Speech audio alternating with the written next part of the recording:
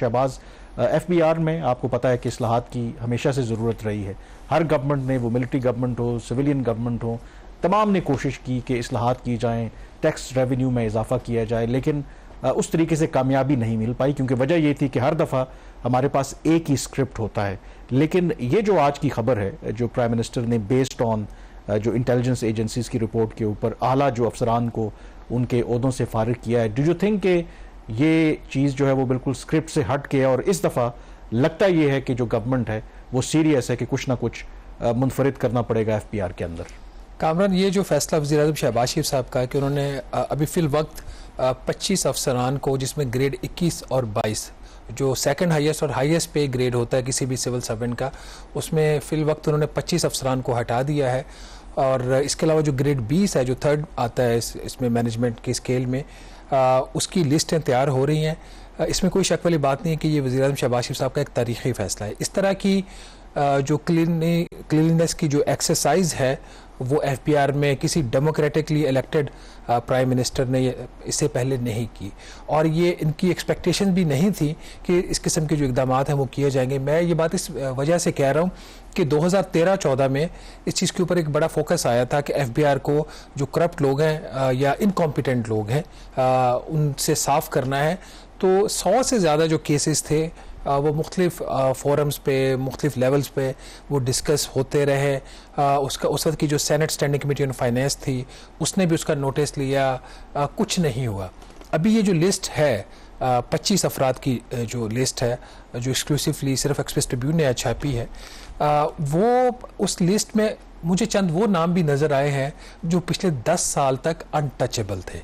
तो इसलिए ये बात बड़ी वसूख से कही जा सकती है कि वज़ीर-ए-आज़म शहबाज शरीफ का ये जो फैसला ना सिर्फ बोल्ड है, जुर्रतमंदाना फैसला है, और उन्होंने शॉर्ट टर्म कोई गेन इससे जो है वो अगर होता या उसका नुकसान होता उसकी उन्होंने परवाह नहीं की।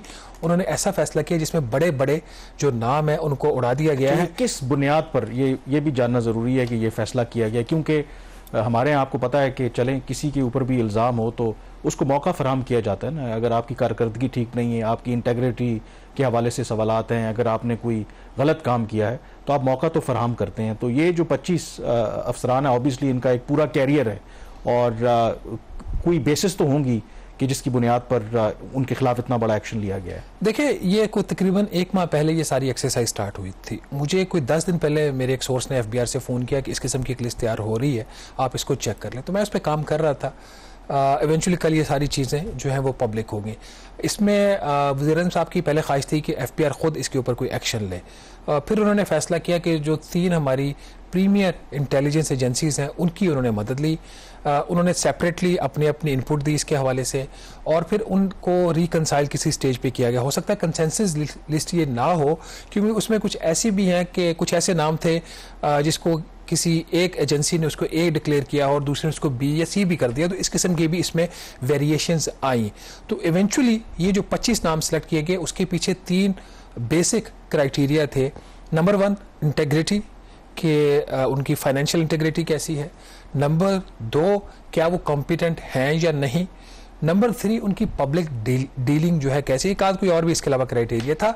तो ये 3 से 4 बड़े क्राइटेरिया के ऊपर इनको जज किया गया। अब इसमें 2-3 ऐसे नाम आए हैं सामने जिसपे मुझे खुद हैरानगी हुई है कि ये भी फिर उसमें हो सकता है कि वो फाइनेंशियल साइड उनकी क्लीन हो, लेकिन उनको कॉम्पिटेंसी के हवाले से जो है वो उस पर वो हिट हुए हो। अब कुछ लोगों का इसमें ये भी एक दावा है कि इसमें थोड़ी सी पॉलिटिक्स भी हुई है given the promotions in the FBR। अब मैं आपको फॉर एग्जांपल, अब ये एक इसमें एक ऐसे ऑफिसर है, सीनियर ऑफिसर है वो, उनको अभी 23 मार्च को तमगा इम्तियाज़ मिला है। तो या उनको तमगा इम्तियाज़ देने का फैसला गलत था, तो या उनका इस लिस्ट में आना गलत, या जो हम तमगा इम्तियाज़ में सारों को नहीं कहता, जो उसको आई थिंक डिसाइड करने का जो भी पैनल करता है, शायद उसको भी बदलने की जरूरत है मेरे ख्याल में। मतलब मतलब दोनों चीजें ये एक सही नहीं हो सकती ना। या तो ये इनको तमगा इम्तियाज पता किसने प्रूव किया था? PDM की गवर्नमेंट 1 में, PDM 1 में इन ऑफिसर को रिकमेंड किया गया था। मेरा ख्याल शायद अगर if I am not mistaken कुछ इस तरह होता है कि 14 अगस्त को ये अनाउंसमेंट्स होती हैं, 23 मार्च उनको जो है वो अवार्ड्स दिए जाते हैं। तो उन्होंने अभी वो रेसिपिएंट है अभी आई थिंक होता तो एक डिपार्टमेंट से इनिशिएट होता है ना, तो आप जाहिर है कि गवर्नमेंट होलसेल में नाम डाले गए थे। हमने नाम डाल लेते हैं। 23 मार्च को आपने जब जिक्र किया था प्रोग्राम स्टार्ट में, मैंने कहा था इसको तो रहने दे, साइड पे कर लेना। मुझे पता है जैसे फॉर एग्जांपल कुछ ऐसे लोगों को भी इसमें अवार्ड दिए गए 23 मार्च को जिनकी जो रेसिटेशन थी वहां पे वो ये थी कि ये दफ्तर में ज्यादा देर बैठते। अब इतना लो क्राइटेरिया कर दिया गया था। अब थोड़ा सा मैं नाम मैंने इसलिए नहीं इसके खबर में भी नहीं डाला और शायद मैं यहाँ पे भी नहीं लेना चाह रहा। बुनियादी वजह यह है कि इन तमाम अफराद के खिलाफ एक्शन तो हुआ है, लेकिन जो एक होता है ना अपॉर्चुनिटी टू बी हर्ड, वो इनको फराहम नहीं की गई। और यही वजह है कि ऑफिशियली आपको उस तरीके से हुआ क्या। देखें जो अपॉर्चुनिटी, मैं इसलिए ये सवाल कर रहा हूँ कि ज़ाहिर ग्रेड 21 और 22 का आपकी मतलब 30 साल से ज़्यादा की सर्विस, ऑलमोस्ट 30 साल तो होगी।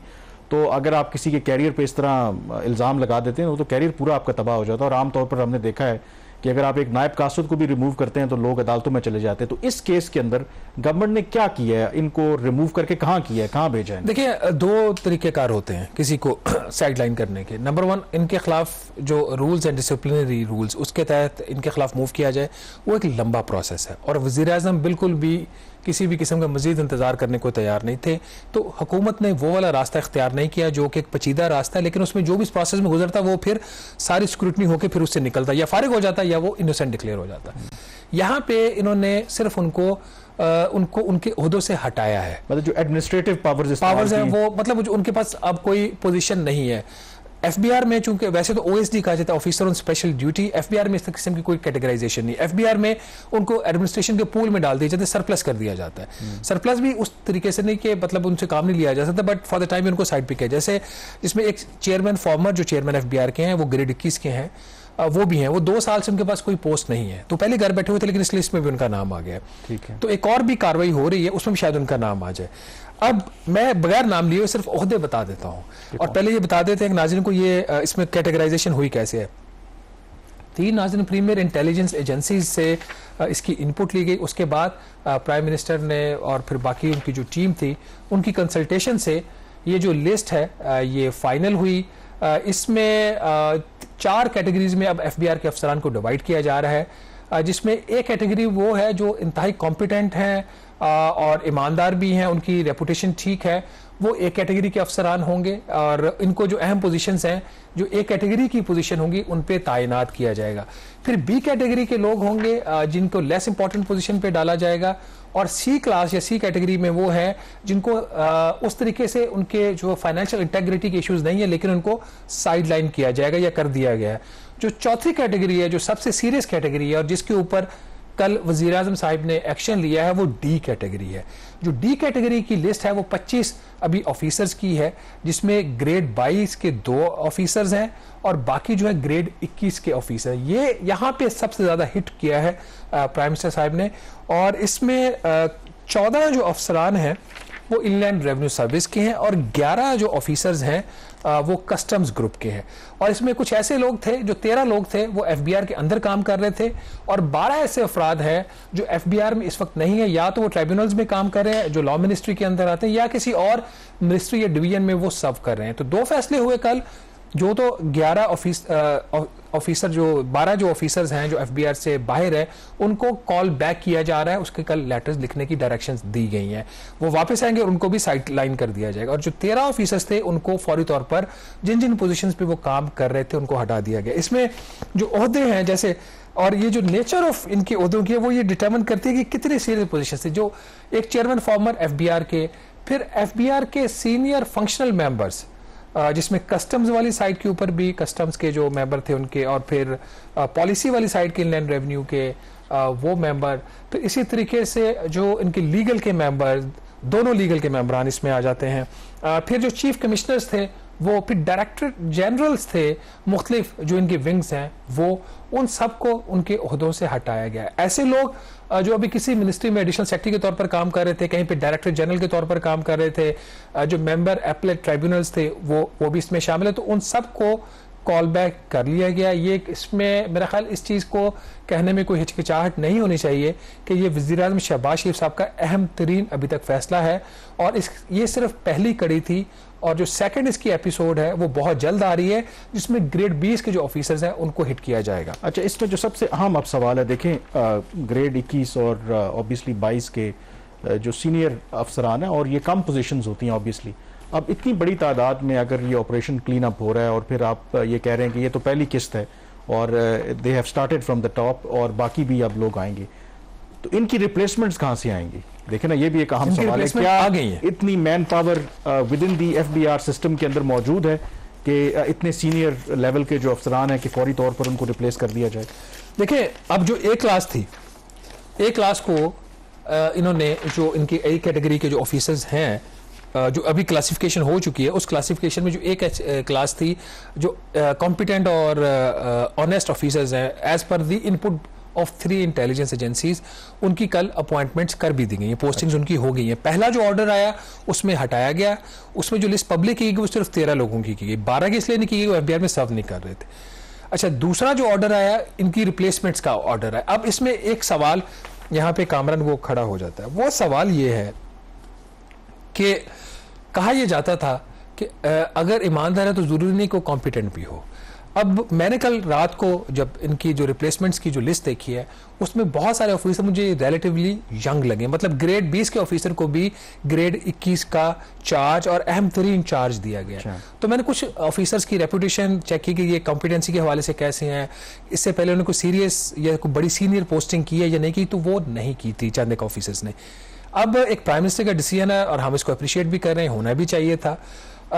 उसमें ये वाली जो चीज़ है कि कॉम्पिटेंसी तो कैसे फिर आप करेंगे, क्योंकि अभी आ रहा है बजट और मेंबर पॉलिसी भी चेंज हो गए हैं और मेंबर कस्टम्स ऑपरेशन भी चेंज हो गए हैं।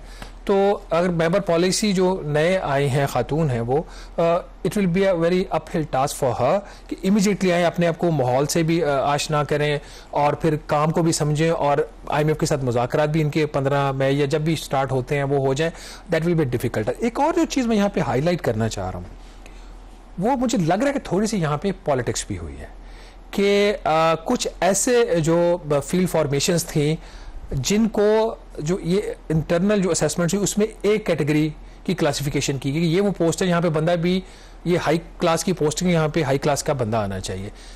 जो लार्ज टैक्स ऑफिस लाहौर का है, लार्ज टैक्स ऑफिस जो कराची का है, जहाँ से इन दोनों ऑफिस से मेरा ख्याल शायद 60% तक शायद FBR का रेवेन्यू, डायरेक्ट रेवेन्यू आता हो, जो आपके इनलैंड रेवेन्यू वाली साइड से है। ऑलमोस्ट हाफ तो सिर्फ आपका कराची से आ रहा है। मुझे ये पता चला है कि वहाँ पे जो कैटेगराइजेशन क्लासिफिकेशन हुई है, उन ऑफिसेज को A से B किया गया और जो कुछ ऑफिसर्स वहाँ पे सब कर रहे थे उनको C से B किया गया। अगर उनकी इनिशियल क्लासिफिकेशन C थी तो उनको B कर दिया गया। तो एक आपने ऑफिस की कैटेगरी को नीचे कर दिया, उसकी क्लासिफिकेशन को नीचे से ऑफिसर की जो क्लासिफिकेशन उसको ऊपर कर दिया। तो इस किस्म की भी मैनेजमेंट, इसमें एक और बड़ा इंटरेस्टिंग एस्पेक्ट आ रहा है। अब ये जो सारी क्लासिफिकेशन हुई है, आगे बोर्ड्स भी होने हैं, प्रमोशन भी होनी है।